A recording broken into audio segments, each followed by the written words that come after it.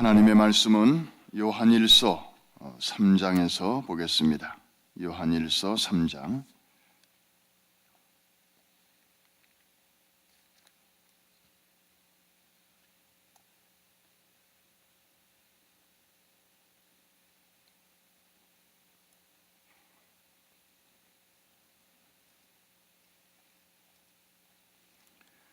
요한일서 3장 13절로 24절까지 우리 한 절씩 교독하겠습니다. 13절 말씀 제가 먼저 읽습니다. 형제들아, 세상이 너희를 미워하여도 이상히 여기지 말라. 우리는 형제를 사랑함으로 사망에서 옮겨 생명으로 들어간 줄을 알거니와 사랑하지 아니하는 자는 사망에 머물러 있느니라. 그 형제를 미워하는 자마다 살인하는 자니 살인하는 자마다 영생이 그 속에 거하지 아니하는 것을 너희가 아는 바라.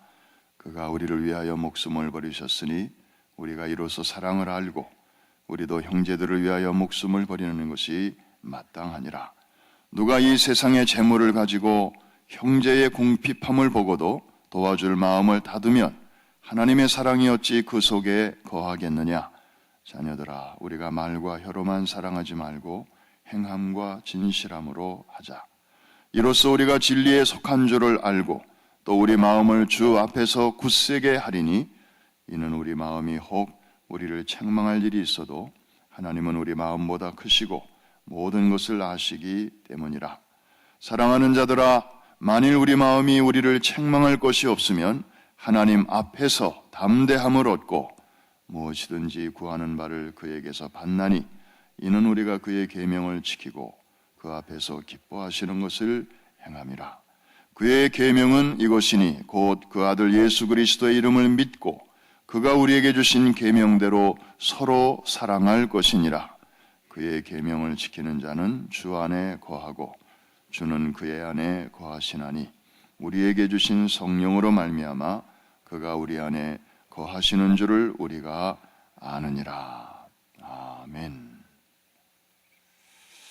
오늘 이 본문 말씀은 실천 문제를 다루고 있습니다.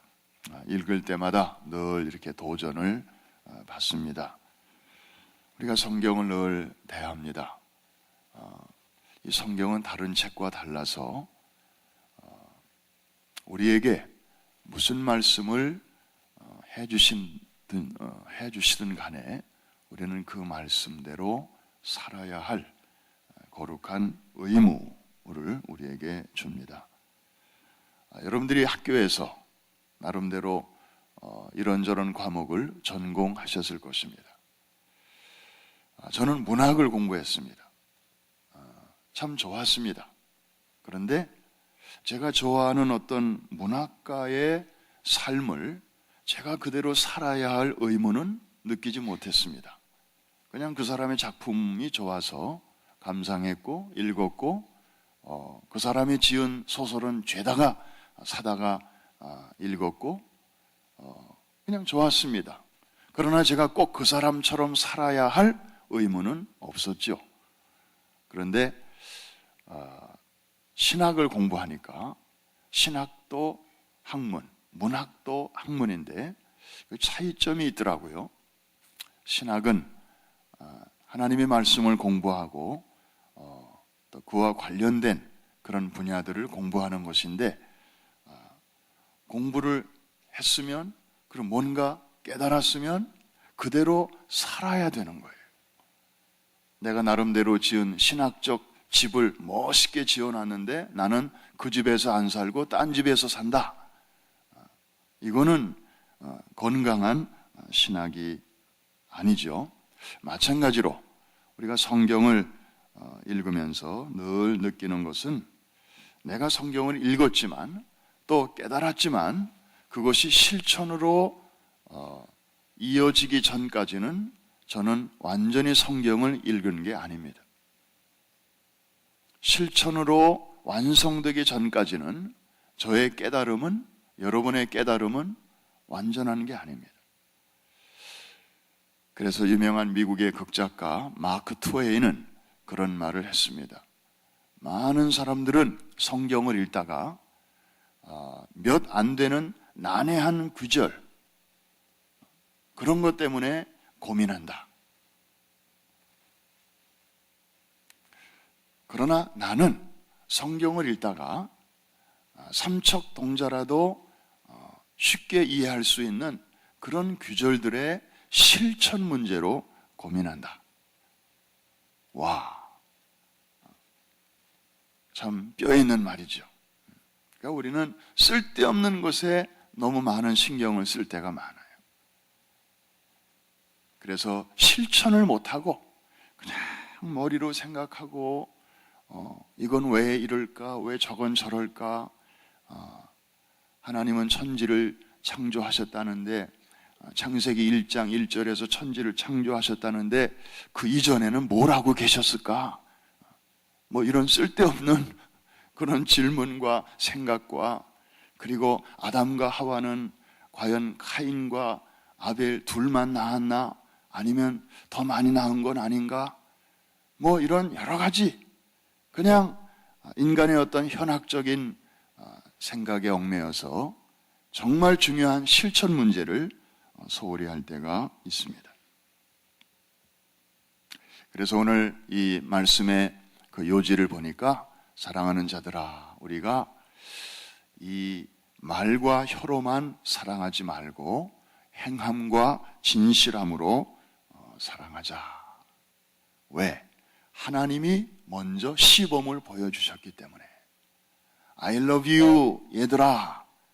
그냥 말로만, 립 서비스로만 끝난 것이 아니고 행동으로 보여주셨지 않냐. 당신의 한 부분을 우리에게 주신 것이 아니고 가히 당신의 전부라고 할 수 있는 독생자 예수 그리스도를 우리에게 내어주셨다. 사실 더 엄밀하게 말하면 하나님은 당신을 내어주신 거지요. 당신보다 더 귀한 게 어디 있겠습니까? 그래서 몰트만이라는 신학자는 십자가에 달리신 하나님, 이런 표현을 썼습니다. 하나님 따로, 아들 따로 이렇게 있는 것이 아니고 하나님 당신이 십자가에 매달리시기까지, 당신이 전부를 주시기까지 우리를 사랑하셨다. 그래서 그렇게 하심으로 우리에 대한 당신의 사랑을 확증하셨느니라. 그러니까 확실한 증거로 보여주신 거죠. 미주리 주에 가면 그 주의 닉네임이 있는데 Show me, Show me, Show me State예요. 그래서 미주리 주가 옛날에 무슨 사연이 있었던 것 같죠? 서부 개척 시대에 마차들이, 서부로 향하는 마차들이 그 미주리주에서 주로 이렇게 떠났다는데, 아마 이 뭐 무슨 골드와 관계된, 그래서 뭐 말로만 해가지고는 잘 안 되니까 show me, 증거를 보여달라, 아마 이런 그 비하인드 스토리가 이제 배경이 된 것 같은데, 하나님은 우리에게 확실한 증거로 보여주셨습니다. 오늘날 우리 주변에 있는 예수를 믿지 않는 사람들은 우리가 교회를 얼마나 열심히 다니는지, 우리가 성경을 얼마나 열심히 읽는지 별로 관심이 없습니다. 우리가 하루에 기도를 몇 시간 하는지 저들은 별로 관심이 없습니다. 다만 저들이 우리를 통해서 확인하고자 하는 것은 우리가 어떻게 사는가, 그걸 보고 그분들은 우리가 믿는 종교를 판단하고 우리가 믿는 하나님이 어떤 분이신가를 저들은 압니다. 그래서 이 실천이라고 하는 것은 이제 믿는 우리와 또 믿지 않는 저들 사이에 중간에 있는 하나의 윈도우와 같은, 소통의 그 통로와 같은 그런 역할을 하고 있기 때문에 참 중요합니다. 오늘날 사람들은 작은 실천에 감동을 받습니다. 많은 지식에 감동을 받는 게 아니라 작은 실천. 지금은 세월호 사건이 이제 좀 이렇게 정치적인 차원으로 넘어가서 많이 이렇게 이 본질이 좀 흐려지고, 그래서 안타깝지만 우리는 이미 그 사고가 났을 때 그 위기 속에서 정말 캄캄한 밤하늘에 마치 반짝이는 별처럼 그렇게 빛났던, 그러면서 자신의 생명을 아끼지 않고 내어준 적어도 5명의 영웅들을 잊어서는 안 될 것입니다. 고 박지영 승무원, 그는 20대 그 직원의 선원이었습니다. 아이들에게 이렇게 말합니다.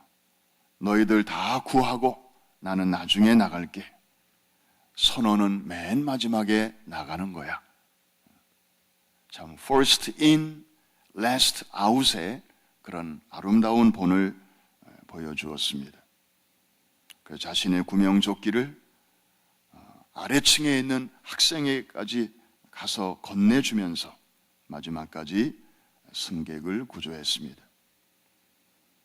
고 정차웅 군, 내 구명조끼 네가 입어.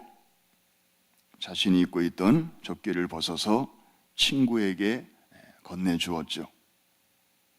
검도 3단의 유단자로서 미래의 체육학도를 꿈꿨던 참 꿈 많은 고등학교 2학년 학생, 게다가 생일을 하루 앞두고 친구를 구하려다가 숨졌습니다.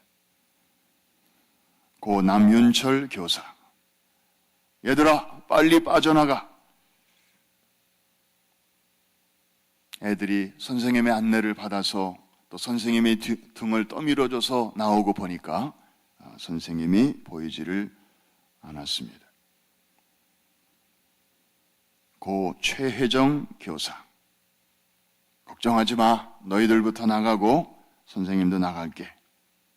10여 명의 학생을 구출해내고 자신은 나오지 못했습니다. 올해 첫 교편을 잡았던 새내기 교사였기 때문에 자신의 첫 제자들을 내보내고 자신은 나오지 못했던 것이죠. 고 양대홍 세월호 사무장, 집에 있는 아내에게 전화를 걸었습니다. 여보, 지금 나 애들 구하러 가야 돼. 수협 통장에 돈 있으니까 아이 등록금으로 써요. 지금 길게 통화할 수가 없어. 사랑해. 아내와 나눈 마지막 통화였습니다. 정말 우리가 그 자리에 있었다면 나는 어떻게 처신했을까? 물론 비겁하게 먼저 빠져나온 그러한 선원들도 있었을 것이고, 그리고 지금 이분들처럼 정말 나도 중요하지만 다른 사람을 먼저 챙기는 그런 그룹이 또 있었는데, 나라면, 우리라면 어느 쪽에 섰을까? 어떻게 처신했을까? 어쨌든 시간이 지나고 보니까 역사의 평가, 세상의 평가, 하나님의 평가, 그 둘로 쫙 나눠지고 있습니다. 정말 꽃다운 나이에, 정말 어린 나이에 죽어간 이 아름다운 삶, 아름다운 죽음은 두고두고 사람들에게 감동을 주고, 나도 저렇게 살고 싶다. 그리고 저렇게 죽고 싶다. 많은 사람들에게 그렇게 잔잔한 감동을 주고 있습니다. 그런가 하면 똑같은 시간에, 똑같은 장소에서 다르게 처신한 사람들은 지금까지도 욕을 먹고, 지금까지도 재판정에 서고, 그리고 준엄한 역사의 그런 심판을 기다리고 있습니다. 오늘 아침의 주제는 실천입니다. 그래서 이 십자가는 그 십자가 그 안에 이미 거대한 실천이 들어 있습니다. 십자가는 이론이 아니고, 십자가는 무슨 논리가 아니고, 십자가는 무슨 추상이 아니고, 하나님께서 직접 당신 속에 있는 사랑을 우리에게 겉으로 보여주신 실천의 하이라이트, 이것이 바로 십자가였습니다. 세월호에서 이렇게 남을 구하고 자신은 나오지 못한 이분들의 숭고한 희생, 참 아름답고 거룩하고 위대한 것입니다마는, 주님의 그 희생, 하나님의 그 실천적 사랑, 그것에 견줄 바는 못 될 것입니다. 왜냐하면 주님의 그 실천은 어느 한 개인을 위한 것도 아니고, 어느 한 민족을 위한 것도 아니고, 그리고 의인들만 위한 것도 아니고, 건강한 사람만을 위한 것도 아니고, 모든 시대, 오고 오는 시대 모든 사람들을 위한 하나님의 구원의 준비였고, 그리고 작업이었고, 그래서 누구든지 이것을 믿기만 하면 그 하나님의 용서와 자비와 긍휼과 구원이 이제 나의 것이 될 수 있는 그런 위대한 기초를 놓아주신 것입니다. 그래서 십자가는 이 나무와 이 나무가 만나서 이제 크로스가 되는 것인데, 요한복음 3장 16절에 하나님이 세상을 이처럼 사랑하사 독생자를 주셨으니 누구든지 저를 믿는 자마다 멸망치 않고 영생을 얻게 하려 함이니라. 그것이 바로 이 나무라면, 또 하나의 나무, 그것은 요한일서 3장 16절이라고 볼 수 있습니다. 똑같은 3장 16절인데 요한복음, 그리고 또 하나는 요한일서 3장 16절, 우리 한번 다 같이 한 번 더 큰 소리로 읽어보겠습니다. 실천입니다. 시작. 그가 우리를 위하여 목숨을 버리셨으니 우리가 이로써 사랑을 알고 우리도 형제들을 위하여 목숨을 버리는 것이 마땅하니라. 이것도 3:16. 근데 많은 사람들이 요한복음 3장 16절은 너무 잘 알고 있고요, 대부분 암송까지 해요. 노래도 있어요. 그런데 상대적으로 이 요한일서 3장 16절은 잘 몰라요. 관심이 없어요. 외우는 사람도 많지 않아요. 실천이 약하다고 하는 하나의 상징적 모습입니다. 그러니까 하나님께로부터 받는 거는 너무 좋고 아멘이고 은혜고 좋은데, 그 다음에 이 실천, 이쪽이 우리가 늘 약하고, 그리고 좀 관심이 떨어지는, 그래서 늘 그늘진 곳에 머물러 있는 귀절 중에 하나가 바로 이 16절이 아닌가 생각이 됩니다. 그래서 주님은 오늘 새벽에 우리에게 이렇게 말씀하십니다. 사랑하는 자녀들아, 이 혀끝으로만 사랑하지 말고 이제는 손끝으로 사랑해라. 그러니까 말로만 그렇게 마음을 표현하지 말고 이제는 너희의 행동으로 그것을 보여주라. 쉬운 일은 아닙니다. 물리적으로 어려움을 당한 사람 옆에 같이 있어줘야 되고, 가줘야 되고, 그리고 시간을 함께 보낼 수 있어야 되고, 그래서 이게 자녀들을 키워보면 참 그대로 이렇게 드러나는 것 같습니다. 이민 와서 부모들이 자녀들에 대한 관심보다 더 큰 관심은 없습니다. 왜? 다음 세대가 잘 되기 위해서 기꺼이 당신 세대의 편안함을 포기하고 굳이 이렇게 낯선 환경 속에 들어온 분들이 대부분 우리 이민자들이기 때문입니다. 그래서 말은 여러분 이게 아무 때나 열심히 공부한다고 되는 게 아니에요. 이 언어학자들의 표현을 빌리면 이 사춘기 넘어가서 다른 외국어를 공부하면 그게 어느 정도만 조금 이렇게 진보가 있지, 그 다음에는 이게 참 어렵다는 거예요. 이게 이 뇌에는 그 Language Acquisition Device라는 LAD라는 그런 언어 습득 장치가 있는데, 이게 아무 연령대나 이게 막 활동하는 게 아니고 사춘기 때까지 제일 왕성하게 이게 활동하고 그 시간이 지나면 이게 점점 굳어진다는 거예요. 그래서 이 미국에 올 때 그 9살, 10살 요 이전에 온 아이들은 아주 원어민처럼 영어를 잘합니다. 그런데 벌써 그 나이 넘어서 온 아이들은 겉으로 보기에는 잘하는 것 같은데 여기서 태어난 미국 아이들이 볼 때에는 여전히 조금씩 액센트가 있다는 거예요.